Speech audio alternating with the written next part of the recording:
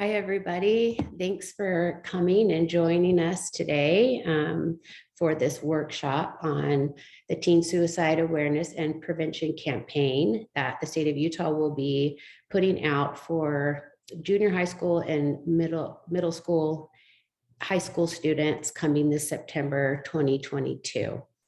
Many of you are joining me because you work with teens in some capacity, or you may be licensed public school teachers or administrators in the state.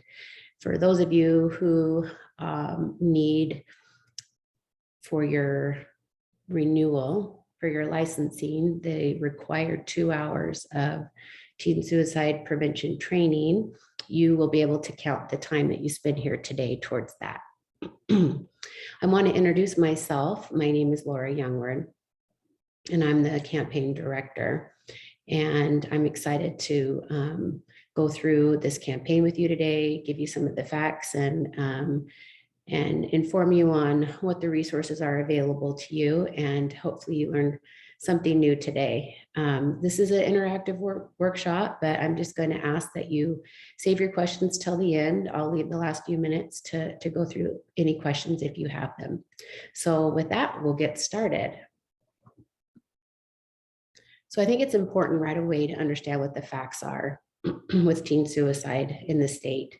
On average, 2 Utahns die by suicide and 12 Utahns are treated for suicide attempts every day. So this is a big deal.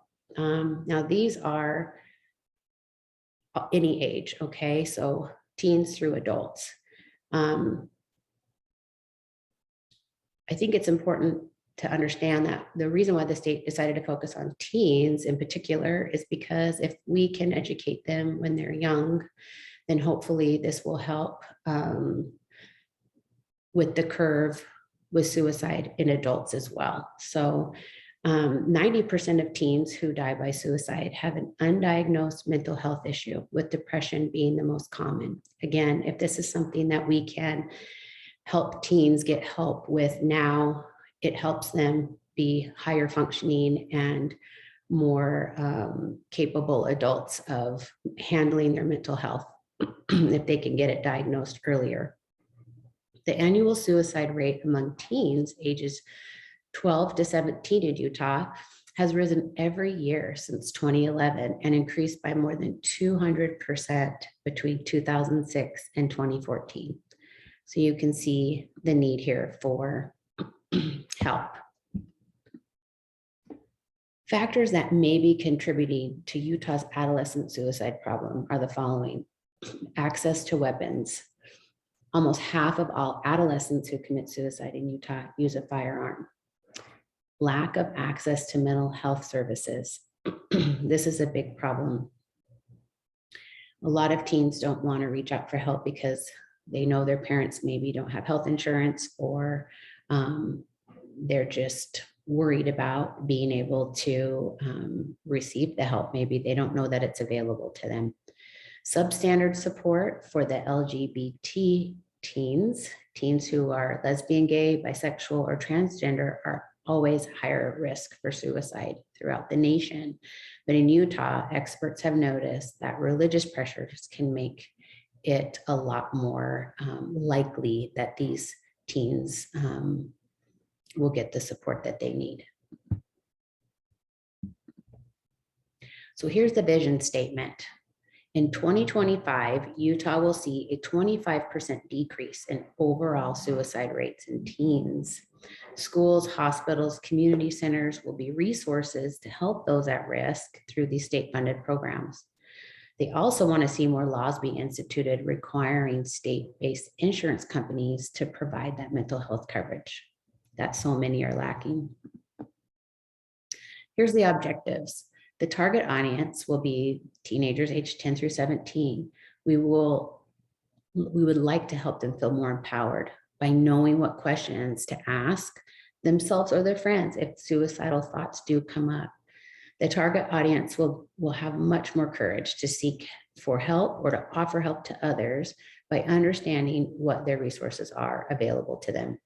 The campaign will bring awareness to suicide with the facts at the same time leaving an impression on the youth that will encourage them to be more vigilant of noticing those warning signs. Here's the key promises. We want everybody to know the signs, youth, and obviously anybody who works with youth.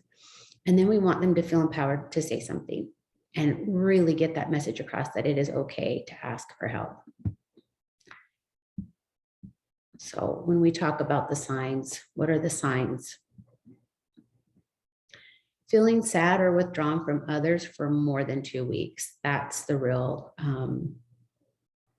kicker on this one, right? We understand that feeling negative emotions is a part of everybody's experience here in life, but it's the prolonged time of being sad or withdrawn or, holding back communications or just really being recluse. Having unshakable feelings of dread, despair, loneliness, hopelessness. Sometimes we'll see there's a lot of overeating going on, and there might be weight gain or loss of appetite, and they tend to lose a lot of weight. Sometimes they have trouble sleeping or just a real lack of energy, severe mood swings, intense worrying. So once these things are identified, it's really important that we say something. Okay, research has found that people are afraid to ask someone if they are suicidal because they don't want to bring it to their attention. What they discovered was people who are suicidal feel very alone and usually don't tell anyone. So when someone asks, it actually gives them permission to talk out loud about it, and they're much more likely to ask for help.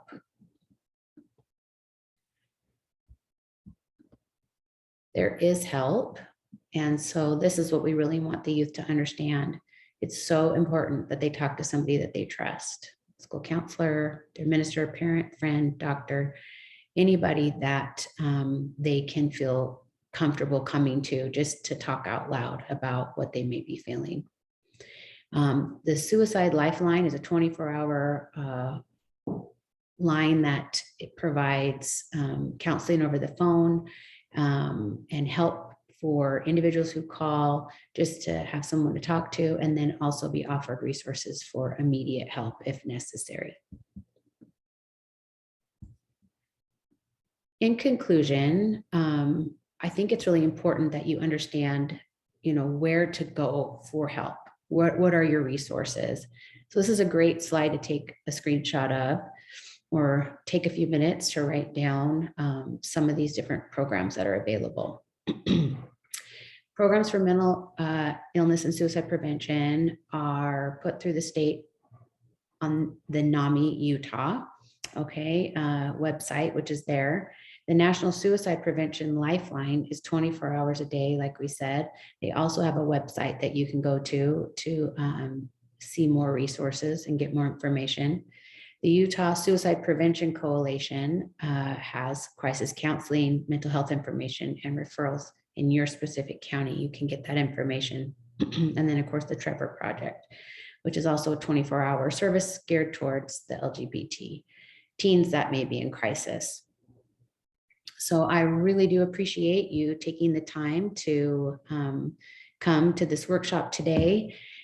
Now is the time to ask questions if you have any. We're really excited about this campaign starting in September and appreciate all of your help and support and being there for our youth across the state.